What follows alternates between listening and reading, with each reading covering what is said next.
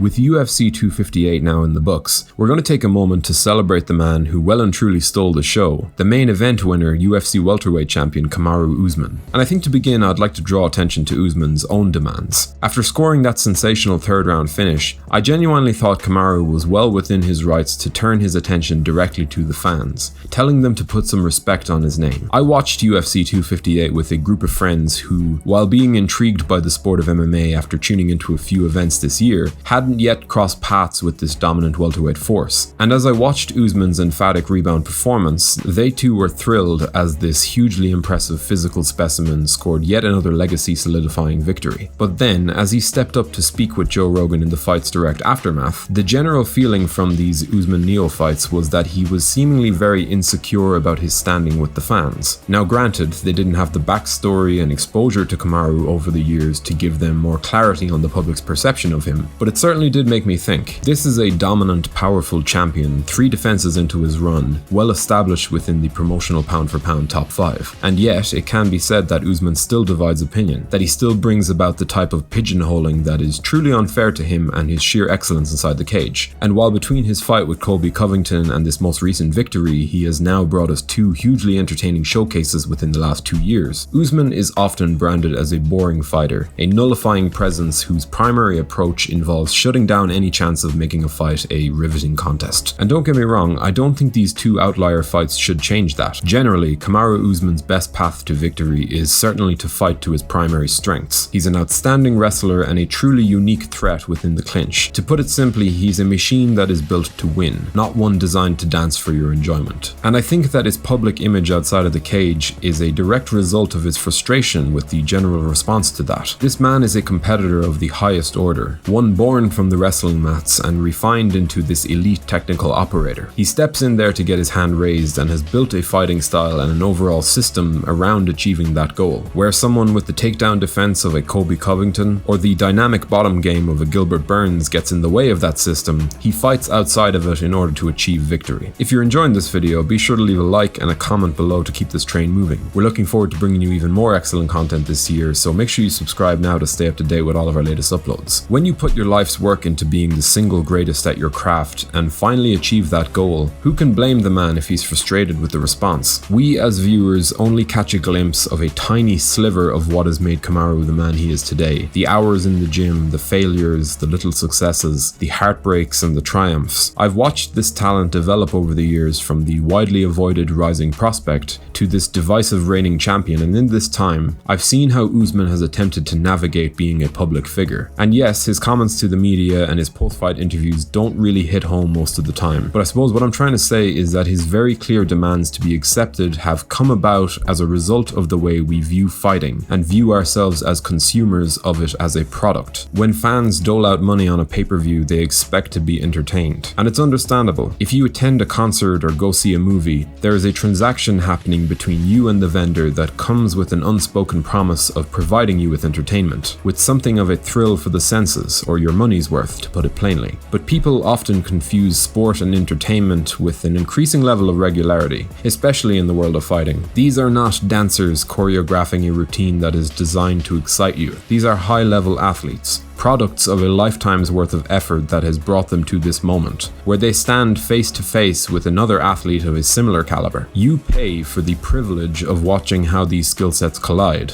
to sit in and see how the questions in your mind get answered. And if you end up entertained by what you see, then good for you. But I feel as though there is always a lack of respect given to what exactly it is you're paying for when you enter a transaction with a live combat sport. And I think Kamaru Usman has been a casualty of such thinking. Whether the camera is on him or not, just like his background on the wrestling mats, he is going in there armed with a game plan that is tailor-made to give him the best chance of succeeding, of continuing his story, of providing for both himself and those closest to him. Some fighters' paths to victory are inherently entertaining, and we are very quick to always brand them as real fighters. Dana White knows this and pushes this narrative as much as he can, further blurring the lines between sport and entertainment. But while both terms have their place within MMA, let's not make the mistake of making our entertainment a necessary part of the experience. And I know that we're only human, and you don't have to buy a Kamaru Usman pay-per-view if you don't want to, but I felt compelled to offer up some defense to Usman's cause because I can imagine that he feels caught in a very frustrating position. The fans of this sport are often quite difficult when it comes to their branding of fighters who don't compromise or alter their approach in the pursuit of stardom or acceptance. Personally, I love watching a good technician executing a watertight game plan, but I know that's not for everyone. But what we have here with Kamaru Usman is a truly special talent, a fighter who has, for the most part, managed to fight in such a way that often sees him avoid risks to his health and progression. He has managed to shut down people to such an extent that they look completely helpless in there. Just ask Jorge Masvidal or Tyron Woodley. I do see him ruling over the 170-pound division for the foreseeable future, and while I don't know the man personally, I wish him the best of luck in his attempts to win the fans over, because it clearly does mean something to him. But I suppose I'm holding out hope for a shift in our attitude towards certain aspects of success in this sport more than anything else. I think we can all learn to appreciate what this game takes out of people more, and through that, get a wider perspective on greatness as a result, because that's exactly what Kamaru Usman is. And yeah, the time has come to put some respect on his name, people. But what do you think about this dominant 170-pound force? And who would you like to see him fight next? Do give us your thoughts in the comment section below. And if you enjoyed this video, be sure to leave a like before subscribing to the channel to stay up to date with all of our latest uploads. Thanks for watching.